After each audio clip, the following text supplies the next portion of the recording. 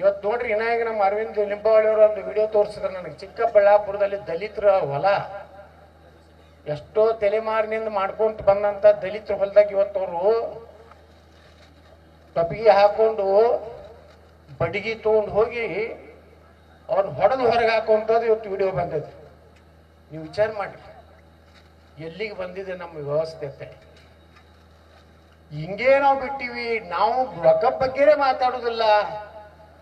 ವಕಫ್ ಅನ್ನೋಂಥದ್ದು ಈ ದೇಶಕ್ಕೆ ಒಂದು ದೊಡ್ಡ ಕ್ಯಾನ್ಸರ್ ಇದ್ದಂಗೆ.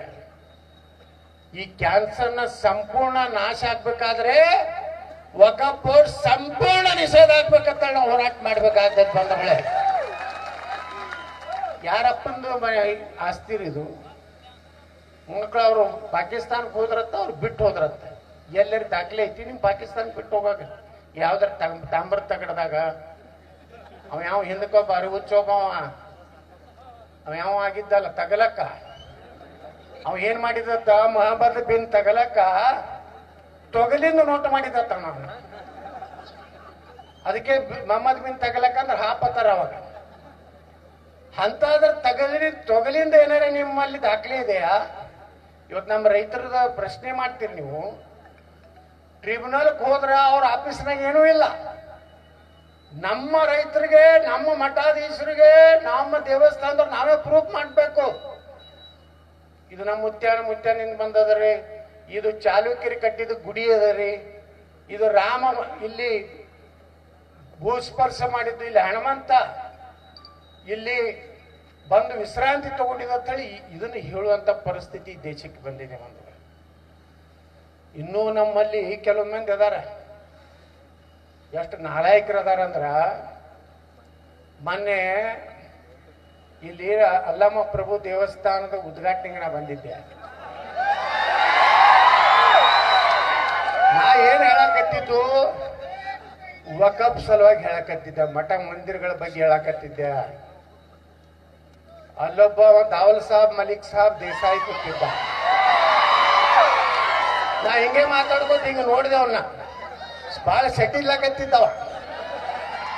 ನಾ ಅಂದ್ಯ ನಮ್ಮವ್ರ ಹುಡುಗರು ಒಂದ್ 4 ಕೊಟ್ರದ್ರ ಮ್ಯಾಗೆ ಹೋಗ್ತಿತ್ತು.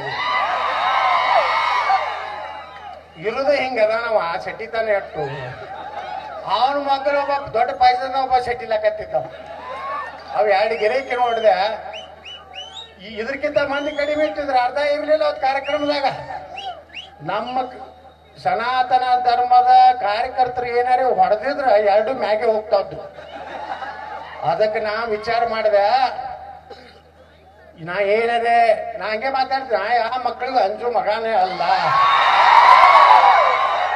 ಯಾಕ ಆ ಸ್ಟೇಜ್ ಬಿಟ್ಟು ಇಳಿದೀನ ಅಂದ್ರೆ, ನಾ ಏನರೇ ತಲೆ ತಳಗ ಹಾಕಿ ಹಂಗೆ ಮಾತಾಡ್ಕೊತಿದ್ರು ನಮ್ಮವ್ರು ಹಾಕಿ ಹೊಡೆದ್ ಜಡದ್ ಬಿಡ್ತಿದ್ರು.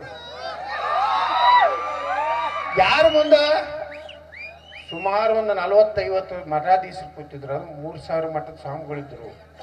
ಎಷ್ಟು ದೊಡ್ಡ ದೊಡ್ಡ ಸ್ವಾಮಿಗಳಿದ್ರು. ಆ ಕಾರ್ಯಕ್ರಮಕ್ಕೆ ತೊಂದರೆ ಆಗ್ಬಾರ್ದು. ಇವತ್ತನ್ನೇನು ಯಾವಾಗ ಬೇಕಾದಾಗ ಬಂದು ತೆರೆದಾಳ್ದಾಗ ಮಾತಾಡಿ ಉತ್ತರ ಕೊಡ್ಲಾಕ ಆಗ್ತದ? ನಾಚಿಕೆ ಆಗ್ಬೇಕಲ್ಲ ಅವ್ರಿಗೆ.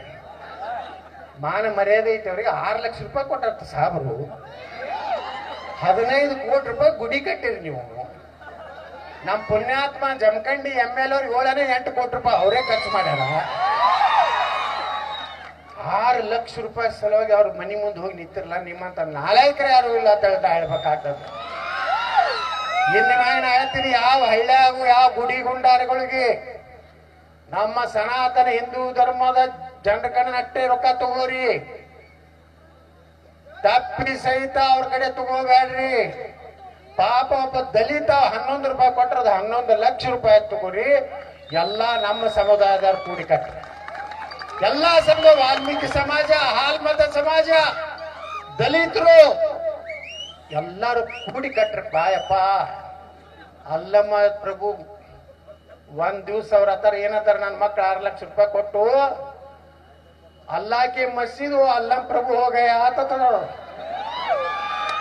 ನೀವು 6 ಲಕ್ಷ ರೂಪಾಯಿ ಅವ್ರ ಮೂರ್ತಿ ಮ್ಯಾಗ ಒಗದು ಬಂದ್ಬಿಡ್ರಿ. ನಿಮ್ಗೆ ನಿಜವಾಗಂತ ನಮ್ಮ ದೇವಸ್ಥಾನ ಉಳಿಬೇಕಾದ್ರೆ